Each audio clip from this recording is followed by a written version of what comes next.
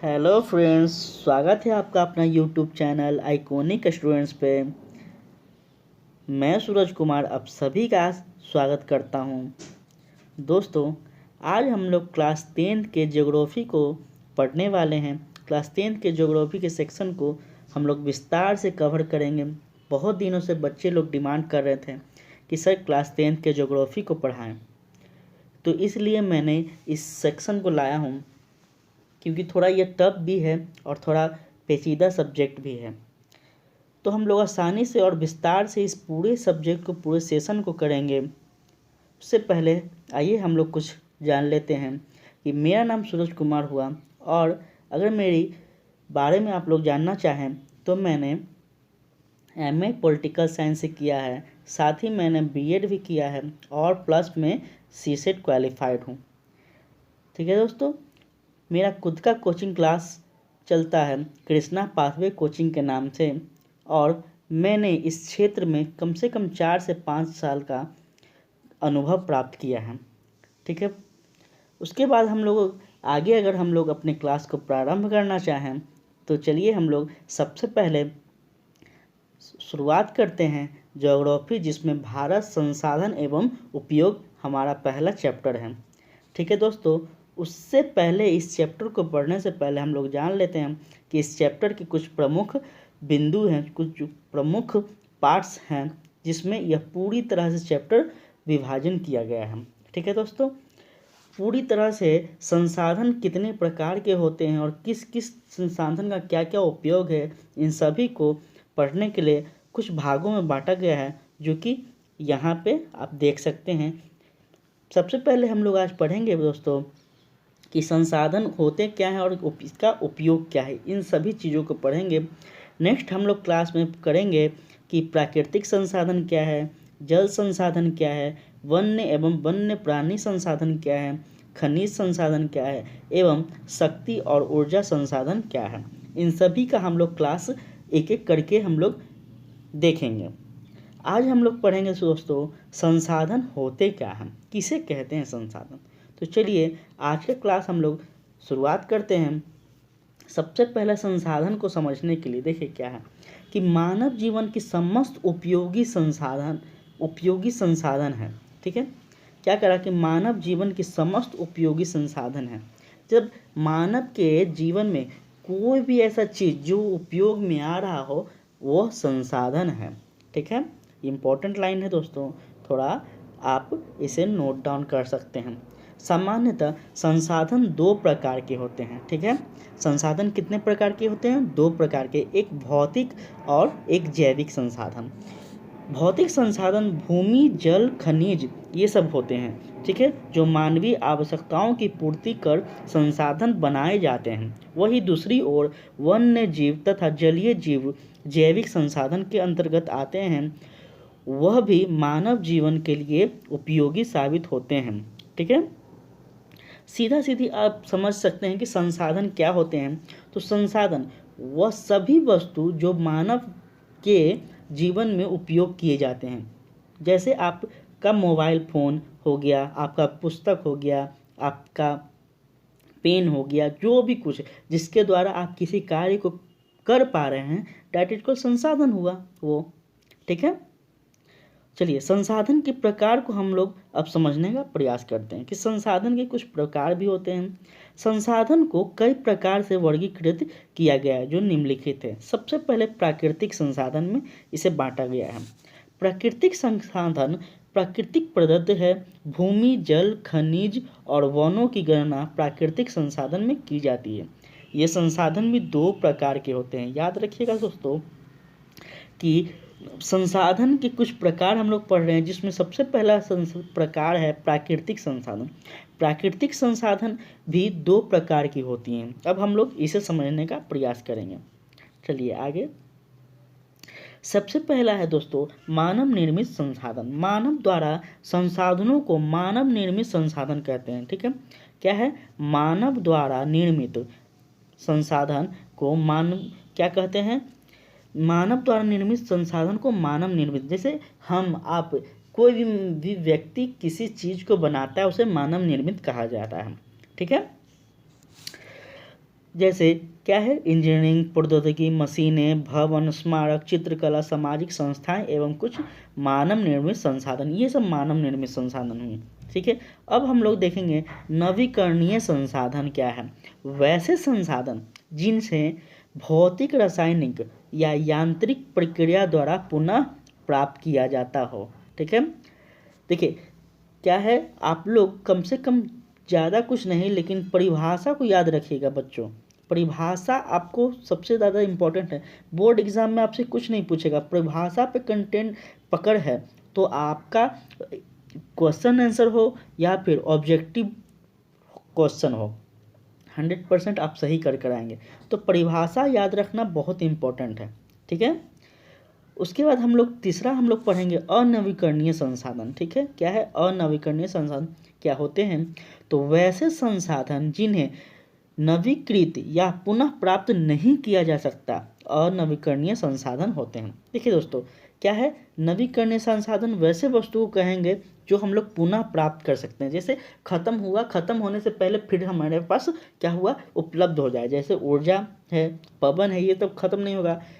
फिर क्या है, आपको जल है, ये सब विद्युत है, ये सब खत्म होने का चीज़ नहीं है, और होगा भी तो अभी बहुत वर्षों बाद की, तब तक कुछ ना कुछ और भी सरकार द्वारा उपाय किया जा रहा है। लेकिन अनवीकरणीय संसाधन वैसे संसाधन जो सीमित होता हो, जो समाप्त हो जाता है। ठीक है, उसे अनवीकरणीय संसाधन, जैसे कोयला हो गया, खनिज हो गया आदि, ये सब अनवीकरणीय संसाधन है। ठीक है, अब है निजी संसाधन या व्यक्तिगत मतलब खुद का संसाधन, उसे निजी संसाधन कहेंगे। जैसे निजी संसाधन पर किसी खास व्यक्ति या स्वामित्व का होता है, जिसके बदले में वो सरकार को कर भी चुकाते हैं। जैसे भूखंड, घर, बाग, तालाब इत्यादि, ये सब क्या हो गया, निजी हो गया। जैसे आपके घर हैं तो आपके जो घर हैं वहाँ पे क्या है, आप सरकार को टैक्स देते हैं ना, नगर निगम का टैक्स देना पड़ता है। ठीक है, जल क्या है, आपके घर में जो जल है इन सभी चीज़ों का टैक्स देना पड़ता है, विद्युत का टैक्स देना पड़ता है। अगर आप तालाब मत्स्य पालन करते हैं तो उसका टैक्स देना पड़ता है। तो ये क्या हो गया, आप स्वयं खुद के मालिक कहलाएं इसके लिए। ठीक है, बदले में आपको क्या होगा, सरकार को टैक्स देना होगा, कर देना होगा।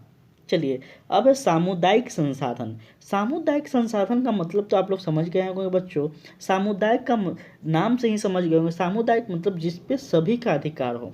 ठीक है, मतलब सभी का मतलब उस क्षेत्र के। जैसे सामुदायिक संसाधन अधिपत्य किसी खास समुदाय का होता है, जिसका उपयोग समूह के लिए सुलभ होता है। जैसे मंदिर इम्पोर्टेंट है, मस्जिद, तालाब, फिर विश्राम स्थान, सार्वजनिक पार्क, खेल मैदान, गिरजाघर, गुरुद्वारा इत्यादि, ये सब क्या हो गया दोस्तों, ये सब सामुदायिक मतलब इस पे सिर्फ आपका तो अधिकार नहीं है, आपका क्या स्वामित्व का अधिकार जब होगा तब ना आपका अधिकार होगा। ये सामुदायिक है, मतलब इस पे सभी का अधिकार है, सब लोग आ सकते हैं, जा सकते हैं।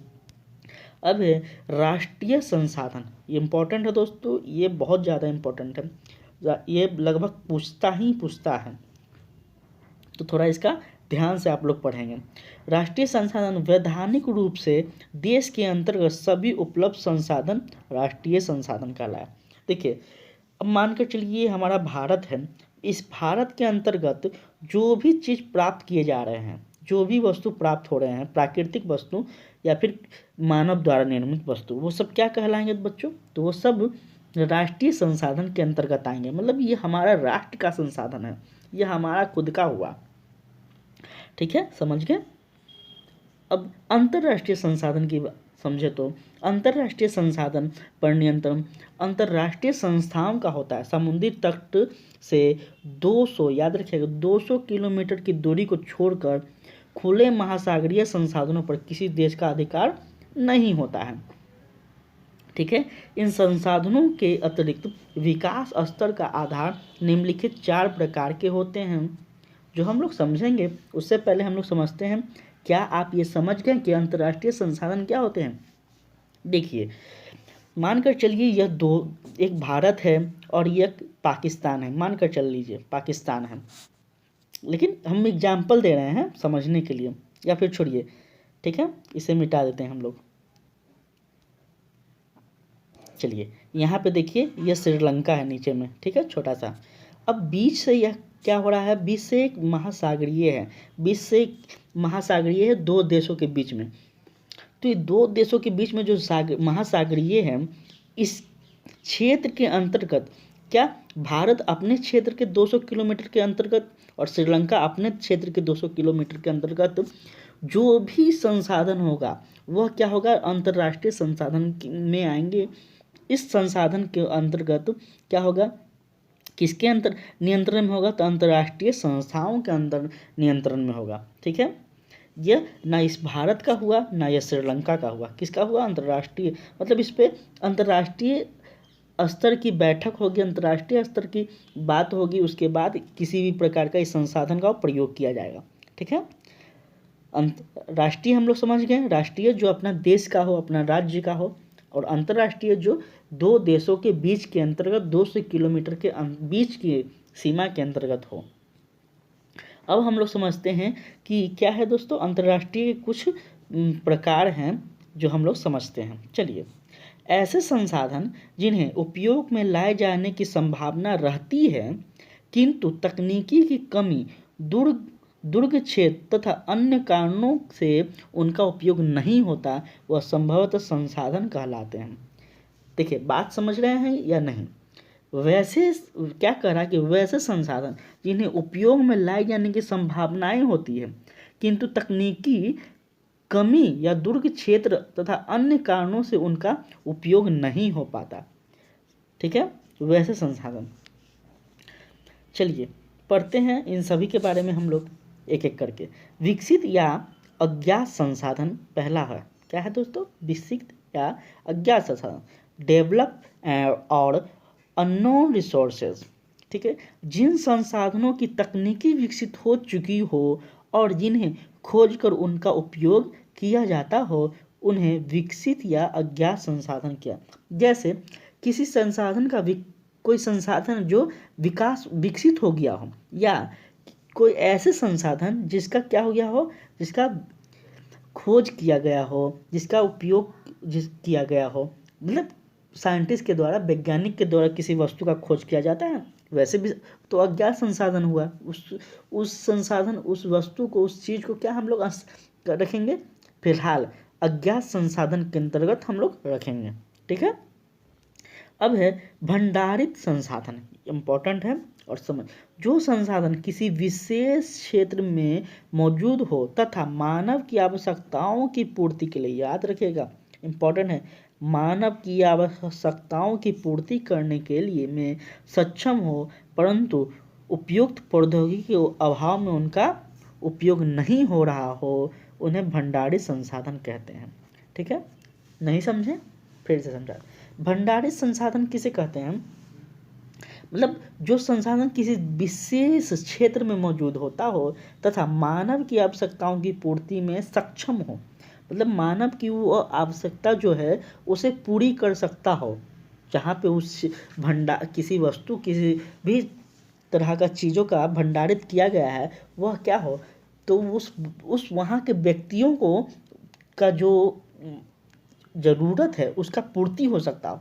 लेकिन परंतु यहाँ लगा हुआ है, याद रखिएगा, परंतु उपयोग प्रौद्योगिकी के कारण के अभाव में उसका प्रयोग नहीं हो पा रहा, मतलब वहाँ इंडस्ट्री वगैरह नहीं हो, वहाँ रिसोर्सेस तो है लेकिन उसको क्या है, उसको प्रयोग नहीं करने का कोई सोर्स नहीं है, वैसे संसाधन को हम भंडारित संसाधन में रखते हैं।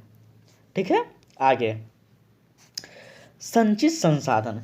संचित संसाधन ऐसे संसाधन हैं जिनके उपयोग की तकनीकी ज्ञान हो के बावजूद कुछ कारणों से वर्तमान समय में इनका उपयोग नहीं किया जा सकता हो, या तो भविष्य के लिए सुरक्षित रखा जाता हो, जिनका उपयोग भविष्य में होने की संभावनाएं हो। इम्पोर्टेंट है, देखो संभावनाएं हो, कह नहीं सकते कि इसका होगा ही, मतलब उम्मीद है, इसे संचित कहेंगे, मतलब संभाल कर रखना। ठीक है, रिजर्व रिसोर्सेज इसको कहेंगे। ठीक है, भविष्य के लिए सेव कर कर रखेंगे हम लोग, इसे बचा कर। ठीक है, अब है संसाधन नियोजन क्या होते हैं, तो संसाधन नियोजन से तात्पर्य है संसाधनों के नियोजनों के नियोजित ढंग से उपयोग से, ताकि ये भविष्य में सतत उपयोग, ये याद रखिएगा, सतत उपयोग के लिए मिलते रहें। संसाधन का नियोजन किसी क्षेत्र की संतुलित विकास के लिए किया जाता है। ठीक है, नियोजन मतलब उसकी ढांचा, उसकी व्यवस्था कि किस तरह से आगे की कार्य होगी, क्या हो व्यवस्था होगा, इन सभी का। ठीक है, जिसे सतत विकास कहेंगे, भविष्य के लिए एक प्लान बनाना। ठीक है, और इसे हम इस बात का ध्यान रखा जाता है कि इनका कम से कम दुरुपयोग हो, अपेक्षित शोषण और बर्बादी हो नियोजित आवश्यक है। संसाधन नियोजन के 3 स्तर हैं, याद रखिएगा। संसाधन नियोजन के 3 स्तर हैं। संसाधन नियोजन के कितने स्तर हैं? 3 स्तर। अगर आपसे पूछ दे कि संसाधन नियोजन से आप क्या समझते हैं, तो सिंपल आप बताएंगे संसाधन नियोजन से ये परिभाषा आप लिख कर आ जाएंगे। 100% गारंटी देता हूँ कि कोई काटने वाला नहीं होगा। ठीक है, चलिए आगे हम लोग अब देखते हैं। संसाधन के अवशेष की तैयारी, विकास के लिए संसाधनों की उपलब्धता का मूल्यांकन और संसाधन के शोषण की योजना, ये सब मैंने बताया ना। संसाधन नियोजन का मतलब क्या हुआ? एक योजना, एक प्लानिंग बनाना। ठीक है, चलिए आगे हम लोग देखते हैं। पहले स्तर पर सर्वेक्षण, मानचित्र बनाना, संसाधनों की विशेषताओं और गुणों के मापन शामिल है। ठीक है, पहले स्तर हम लोग कितने स्तर हम लोग देखें संसाधन के? हम लोग 3 स्तर देखें, जिसमें सबसे पहला स्तर क्या है? सबसे पहला स्तर है कि सर्वेक्षण करना, किसी स्थान का क्या करना? सर्वेक्षण करना। ठीक है, मानचित्र बनाना, संसाधनों की विशेषताओं और गुणों का मापन करना। मानकर चलिए आप किसी क्षेत्र में गए, ठीक है, आप मानकर चलिए आप बिहार के किसी क्षेत्र में गए कि बिहार के दक्षिण साइड में जो क्षेत्र है वहाँ पे सरकार बोला कि वहाँ पे सर्वेक्षण कीजिए कि वहाँ पे संसाधन कितने हैं, क्या क्या संसाधन वहाँ पे उपलब्ध हैं। तो आप वहाँ पे सबसे पहले क्या करेंगे? उस क्षेत्र का सर्वेक्षण करेंगे। उसके बाद इस क्षेत्र का मानचित्र बनाकर सरकार के समक्ष रखेंगे। ठीक है, कि यह बिहार, दक्षिणी बिहार है, इस क्षेत्र है। ठीक है, मानचित्र एक बनाएंगे। संसाधन की विशेषताओं एवं गुणों के मापन करेंगे। अब यहाँ पे इस क्षेत्र से जो भी चीज़ आपको प्राप्त होगा उसका क्या करेंगे? आप मापन करेंगे, उस पर आप अध्ययन करेंगे। उसके बाद नहीं, फिर दूसरे स्तर पर संसाधनों का मूल्यांकन करेंगे। मतलब उस संसाधन जो भी आपको प्राप्त हुआ है उसका आप मूल्यांकन करेंगे।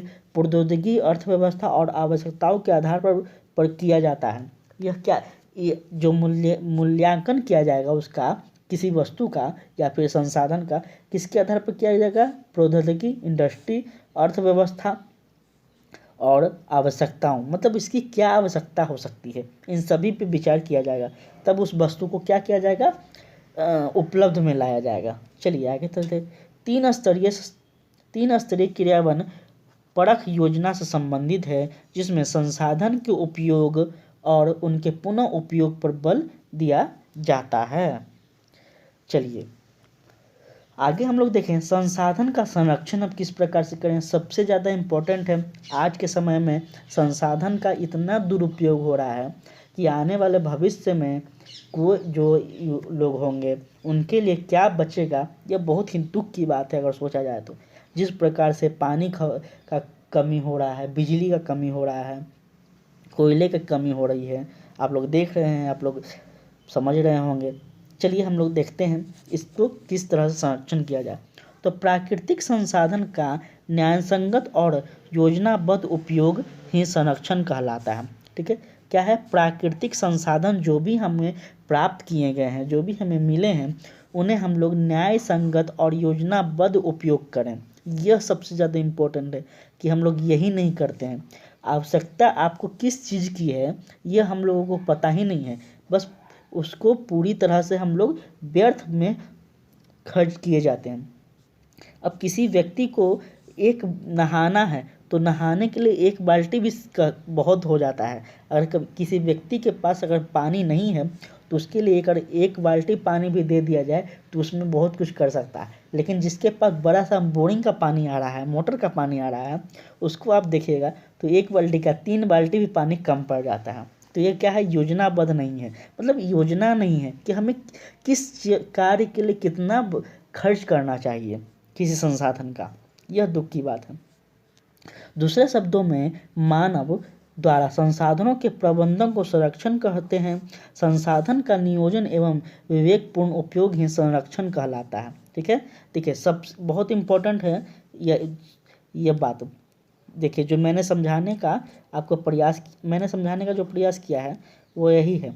ठीक है, क्या है कि संसाधन का नियोजन एवं विवेक का मतलब क्या होता है, समझदारी से कार्य को करना, समझदारी से काम करना, उपयोग ही संरक्षण कहलाता है। लेकिन यहाँ ये इस चीज़ को कोई समझते नहीं है। प्राकृतिक संसाधन जैसे कि मानो कि असीमित है, भाई वो उसका भी तो सीमित होगा। आप उसके बारे में अध्ययन कीजिएगा तब तो पता चलेगा कि जो हम जिस चीज़ को उपयोग कर रहे हैं अपने जीवन में, वह संसाधन कितने दुर्लभ तरीके से हमारे पास आए हैं। और क्या हमारा कर्तव्य नहीं बनता कि हम अपने आने वाले जनरेशन को भी इस पूरे संसाधन का लुत्फ उठाने के लिए छोड़ दें। तो ये चीज़ पे हम लोग को सोचना चाहिए। चलिए आगे देखते हैं। आवश्यकता से अधिक संसाधन का उपयोग मौजूदा पर्यावरण के संतुलन का कारण बनता है। बहुत इम्पोर्टेंट है। अनिवार्य संसाधन के प्रति तो और अधिक सतर्क होने की आवश्यकताएं हैं, क्योंकि इन्हें पुनः नवीकरणीय नहीं किया जा सकता। और सही है, सबसे इम्पोर्टेंट हम लोग ऊपर पढ़े थे बच्चों, आपको याद होगा कि अविनवीकरणीय संसाधन, वैसे संसाधन जो हमें दोबारा प्राप्त नहीं हो सकते। तो वैसे संसाधन जो हमें दोबारा नहीं मिल सकते हैं, खासकर ऐसे वस्तु के लिए, ऐसे संसाधन के लिए तो हमें पूरी तरह से क्या होना चाहिए, सतर्क होना चाहिए। वैसे वस्तु को हमें बचा कर काम को में लगाना चाहिए ना, कि हमें जबकि पता है कि यह अनवीकरणीय और इससे हमें दोबारा नहीं मिलने वाला है, लेकिन ऐसा कोई सोचते नहीं है। आगे देखिए, प्रतिवर्ष 5 जून को पर्यावरण दिवस के रूप में मनाया जाता है। वेरी वेरी वेरी इम्पोर्टेंट, जब मैं वेरी लगा दूं तो समझना बहुत ज़्यादा इम्पोर्टेंट है, खासकर ऑब्जेक्टिव के लिए। ठीक है, 5 जून याद रखिएगा, पर्यावरण दिवस के रूप में मनाया जाता है 5 जून को, आपसे पूछ सकता है। अब हम लोग समझने का प्रयास करेंगे सतत विकास की अवधारणाएं। ठीक है, चलिए, भविष्य की आवश्यकताओं को ध्यान में रखकर संसाधनों का न्यायसंगत बंटवारा और वर्तमान विकास को कायम रखनी ही सतत पोषणीय विकास कहलाता है, सस्टेनेबल डेवलपमेंट। ठीक है, भविष्य में होने वाले किसी भी चीज़ का, किसी संसाधन का उपयोग सतत कहलाता है। एक लक्ष्य रखा जाता है कि इतने दिनों में, इतने वर्षों में हम लोग इतने चीज़ों का उपयोग करेंगे, इतने चीज़ों का हम लोग प्राप्त करेंगे, इसे हम लोग सतत कहेंगे। भविष्य के लिए सोचना, एक प्लानिंग होना। ठीक है, आगे चलिए। सतत पोषीय विकास का अर्थ एक ऐसा विकास है जिसमें भविष्य में आने वाली पीढ़ियों की आवश्यकताओं की पूर्ति को प्रभावित किए बिना वर्तमान पीढ़ी के द्वारा अपनी आवश्यकताओं की पूर्ति हो सके। देखिए बहुत ज़्यादा इम्पोर्टेंट है, बहुत अच्छी बात यहाँ लिखा गया है कि सतत पोषीय विकास का अर्थ है ऐसा विकास जिसमें भविष्य में आने वाली पीढ़ियों के लिए आवश्यकता की पूर्ति हो और साथ ही साथ बिना प्रभावित किए, वर्तमान पीढ़ी को भी बिना प्रभावित किए दोनों का कार्य हो सके। मतलब वर्तमान में भी काम चल सके और जो भविष्य में आने वाले हमारे पीढ़ी हैं उनके लिए भी हम कुछ बचा कर रख सकें। इसलिए यही हुआ सतत पोषीय विकास। ठीक है, देखिए 1987 में आवर कॉमन फ्यूचर, क्या है, आवर कॉमन फ्यूचर शीर्षक वॉटलैंड रिपोर्ट ने विकास की नई संकल्पना का जन्म दिया। याद रखिएगा, आपसे ऑब्जेक्टिव में पूछेगा ही पूछेगा। किसने, कब हुआ, वर्ष पूछेगा तो 1987।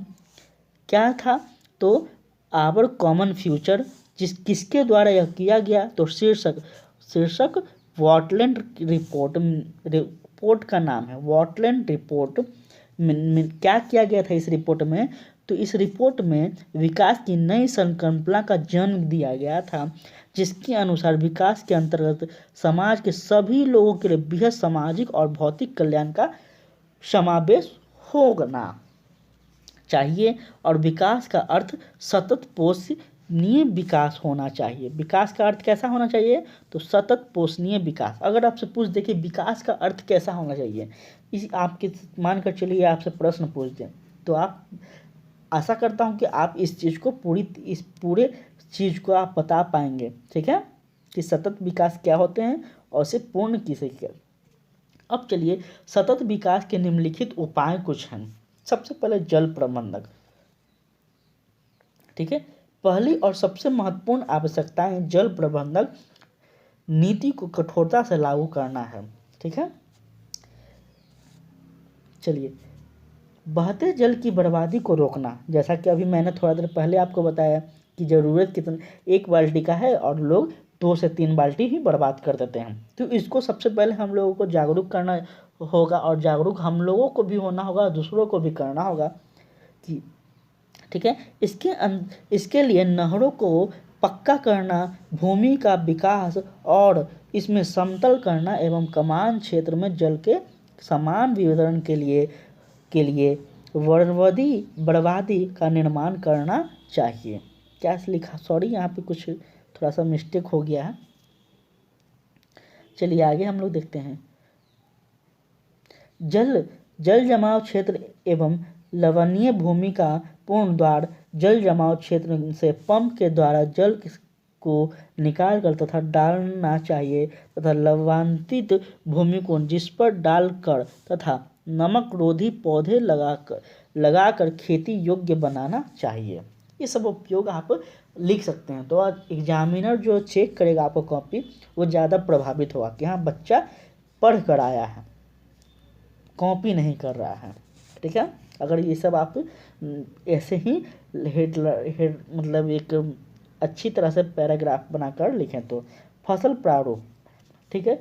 कम वर्षा वाले क्षेत्र में अधिक जल पैदा होने वाली फसलों को नहीं बोना चाहिए और इसके स्थान पर खट्टे फल, चना, बाजरा, मूंग इत्यादि का उत्पादन करना चाहिए, ठीक है। देखिए क्या बोल रहा है कि फसल प्रारूप का मतलब क्या बता रहा है, कम वर्षा वाले क्षेत्र जहाँ पे कम वर्षा हो रही है वहाँ पे क्या करना चाहिए, वहाँ पे वैसे पौधा लगानी चाहिए जो बिना पानी के भी वह पौधा क्या हो, उस पौधा का विकास हो सके। जैसे खट्टे फल का हो सका, चना का हो, बाजरा का हो, मूंग, ये सब में अगर आप पानी नहीं भी डालते हैं तो लगभग यह पौधा उपज जाती है।